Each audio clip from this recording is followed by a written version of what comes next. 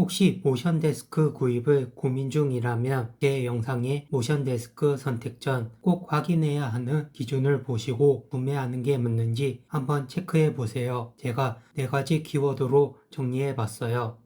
첫 번째, 흔들림이 적은가. 서서 일할 때 모션 데스크를 1m 이상 높이게 되는데요. 정밀한 작업을 하거나 필기, 그림을 그릴 때 책상에 몸을 기대게 되면 체중이 실리면서 책상이 꽤 흔들립니다. 고가의 컴퓨터나 장비를 올려놓는다면 떨어질까봐 꽤 불안하기도 하죠. 얇은 다리로 넓은 상판을 받치는 구조 특성상 흔들림은 어느 정도 감수해야 하지만 제품별로 차이는 분명히 있습니다. 상판과 리프트 다리가 연결되는 부위의 유격이 얼마나 작은가에 따라 흔들림도 덜 발생하거든요. 게다가 상판이 두껍고 무거울수록 무게중심이 잡히면서 비교적 안정감이 생깁니다. 실제로 흔들림이 너무 심해 반품하는 사람들도 많으니까 이 부분을 꼭 확인하셔야 해요. 두 번째, 모터의 성능이 좋은가. 모션 데스크의 다리에는 리프트 기능을 위해 모터가 들어가 있는데요. 상판 종류에 따라 다르지만 가로 1800mm가 넘는 사이즈라면 무게만 30에서 40kg 정도에 달합니다. 거기에 컴퓨터 등 장비까지 올리면 훨씬 더 무거워지죠. 그래서 안정적으로 상판을 들어 올릴 수 있는 모터의 성능이 중요합니다.